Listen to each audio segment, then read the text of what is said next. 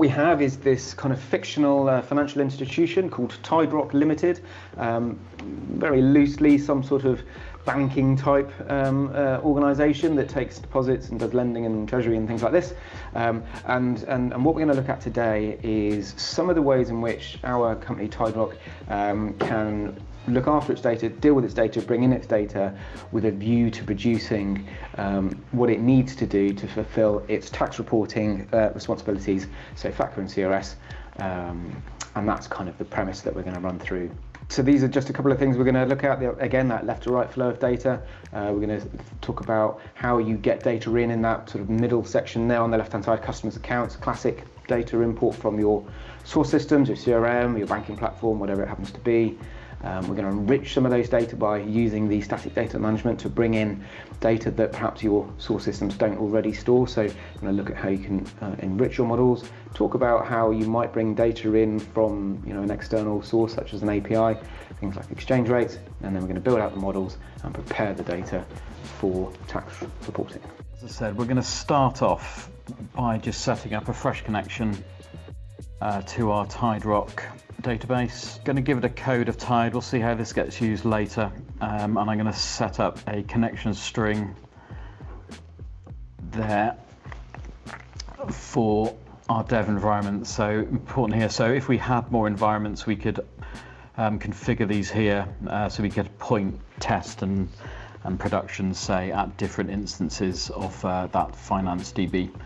But now we've got our one for dev here, we're going to go straight in and start pulling some data in. So what I'm looking to do here is browse my Tide Rock database. So this, I've pointed it at the system, so these are a list of all the tables available to us, and I'm going to bring in now the customers. I'm going to bring in their addresses and the little bridge table that links the address to the customer. So let's start with the customers. So this is introspected, that target table. We've looked at what the primary key, what the business key is for that table, all the nullability data types we've inferred by looking at the source. And we've also done a little bit of analysis here. For example, we can look at the range of values we're seeing in that target database, which might allow you to just quickly explore the data in there and get a better feel for what you're working with. You can also play around with some of the data, so you can trim values. So if you've got a very old system, you're bringing in char data types, then you can trim those and it will convert them to var chars. You can treat empty values as null. So there's a few things here we've seen or repeatedly do that we've just set up now as little options as you bring them in. If you've got massive data sets you're bringing in, you can also use high watermarks. What that means is we'll only bring in the changes that you've seen since the last time you pulled it in, and you can pick which fields and stuff that you're high watermarking on. But this is set up very much as I want it, so I'm going to just bring that in, and I'm just going to quickly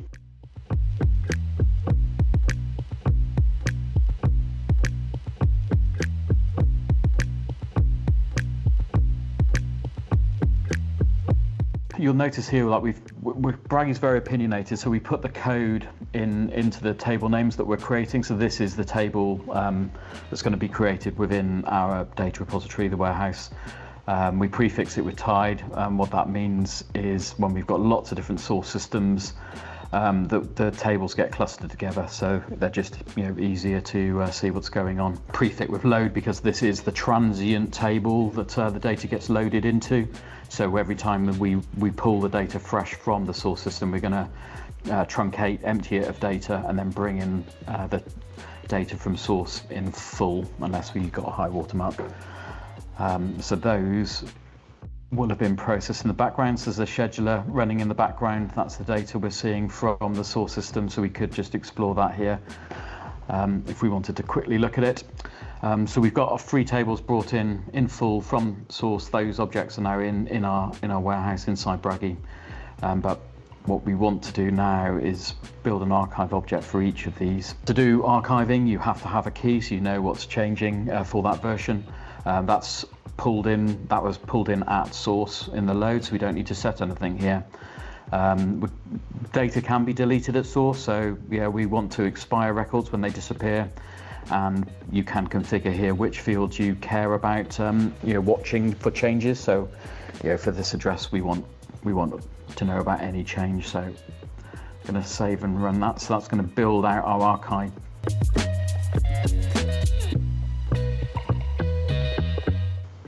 You'll notice they're disappearing from the list. Once you've got an archive for it, you're unlikely to want another archive for it, so they'll get hidden by default.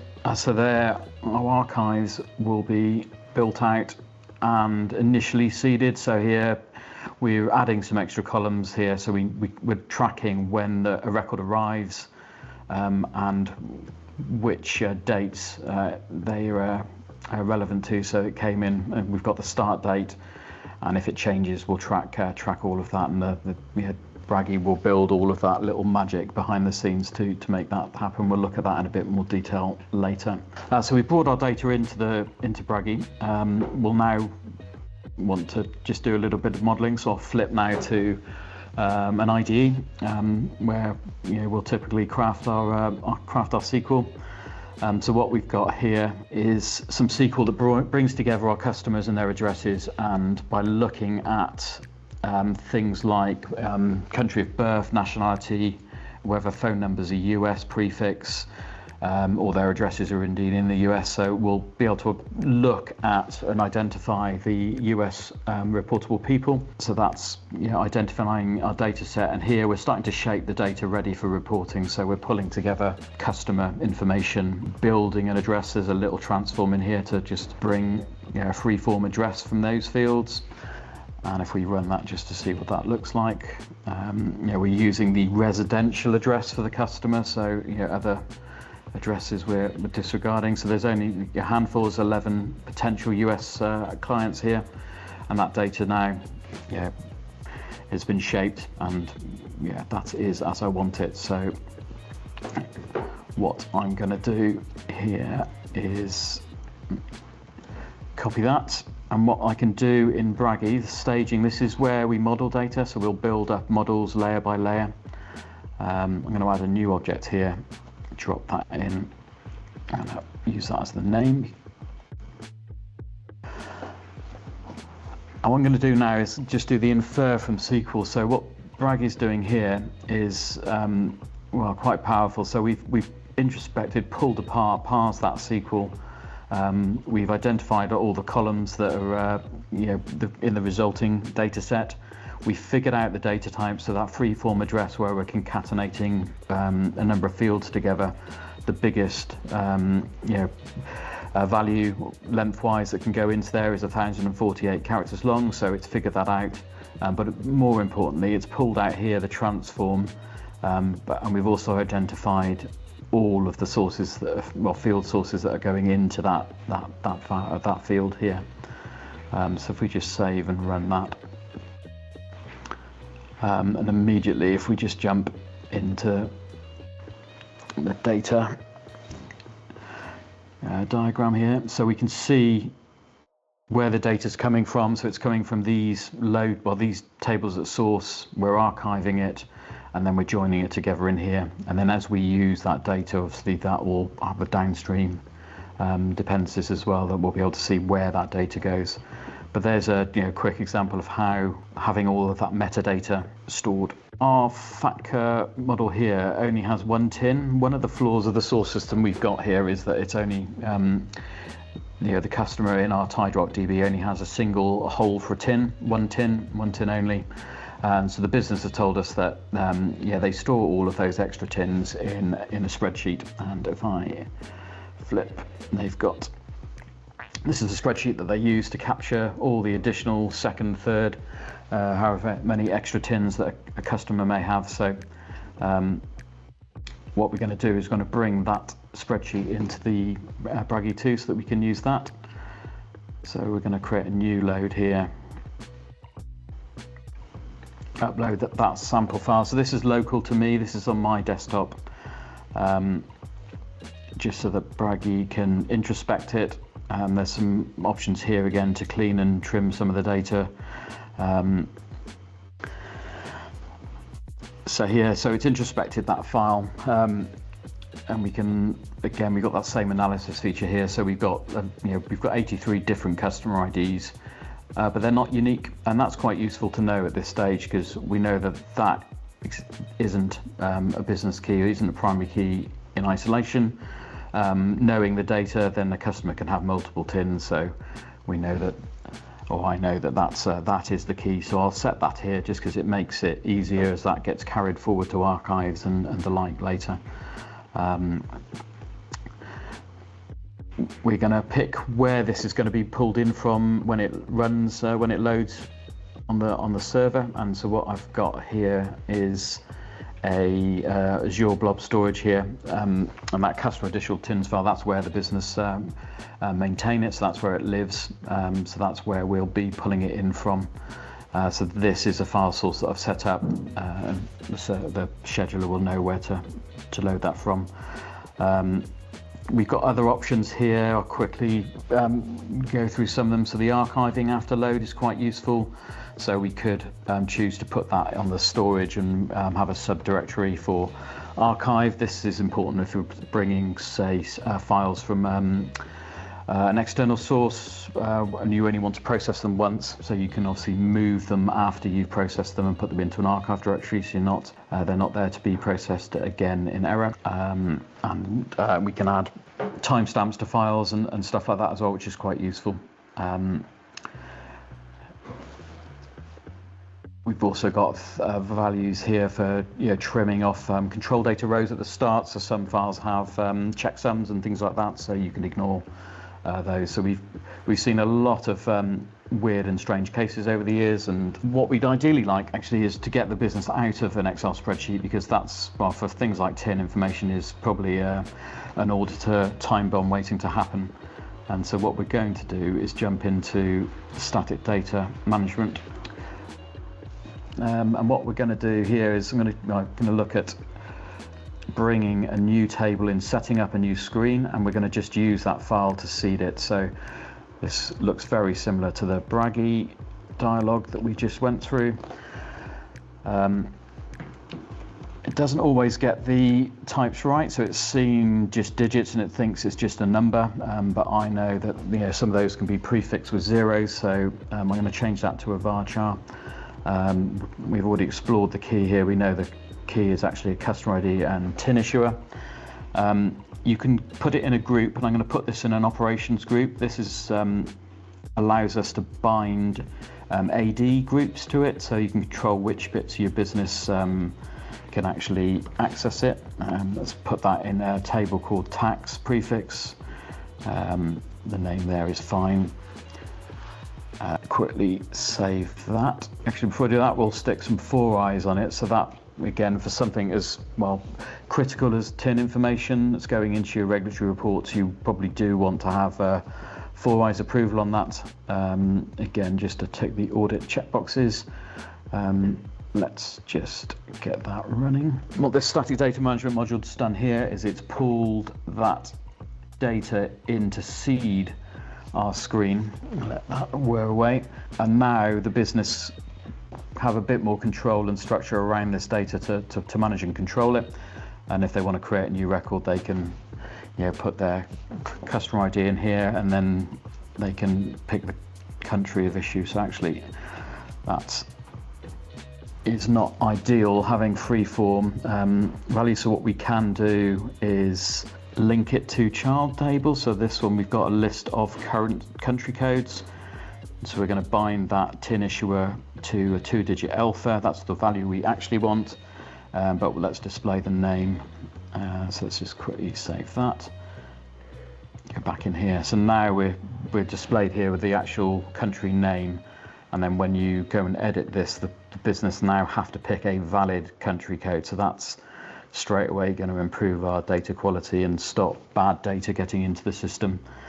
Similarly, I could get Bragi to export the list of customer IDs from here into this static data management module. So we can do that easily with the export within Bragi, and then they'd be able to just start typing to pick the customer as well. So that the only thing the business could cock up is the TIN, which you'd hope they'd be able to type in correctly.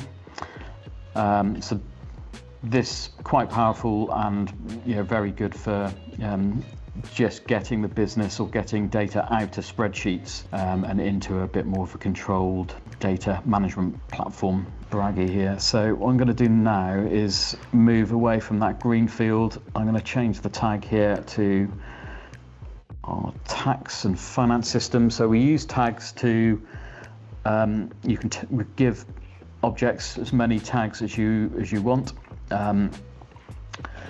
and you can then filter them so that you can remove a lot of the noise when you're working. So if we're building out this tax model, I don't want to see all of the other noise that we that Bragi may be doing. We have some systems that have got thousands of objects now, so just to have that little the data relevant to the particular model, this tagging mechanism is really useful.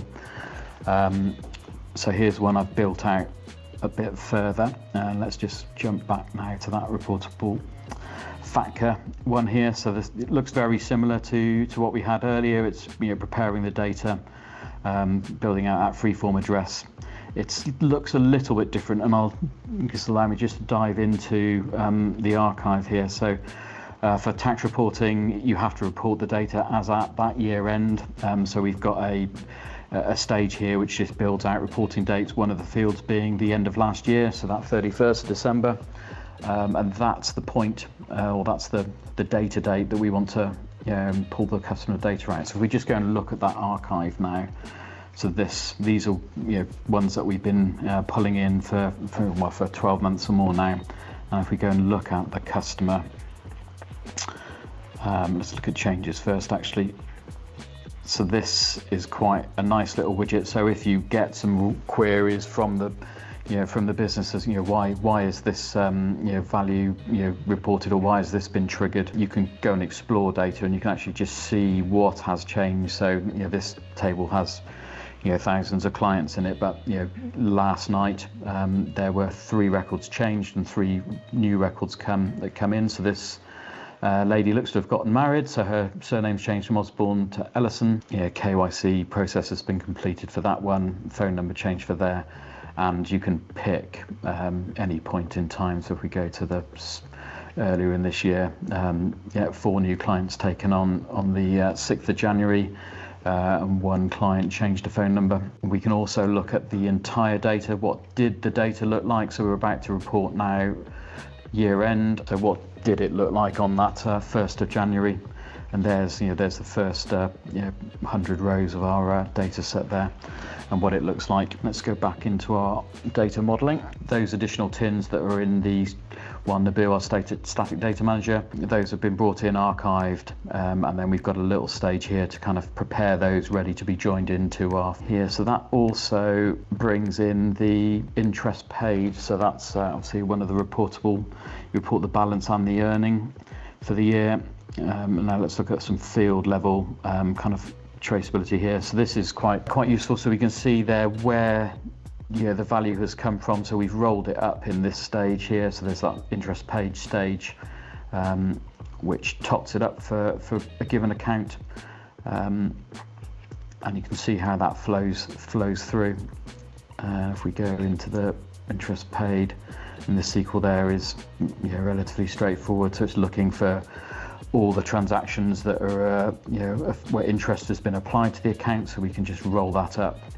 And here we can also apply the FX rate. So if we go, we can see there it's using a rate that we're pulling from the exchange rates archive, and applying that to the account currency to get the USD amount. So we've got a few models here. I'm not going to go through all of these.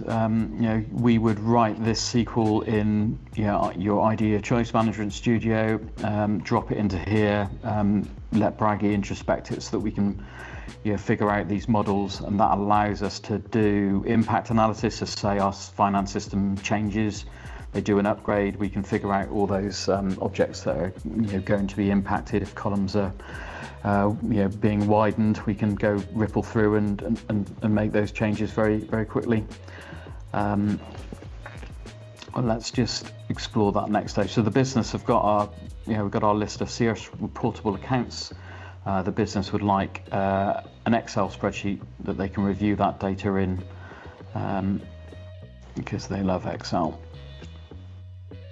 So we pick our source table. We're going to pick Excel and put that in here, and we'll put a date in there so that we know what data or date it was produced, and we're going to write that to our blob storage so the business can pick that up from there.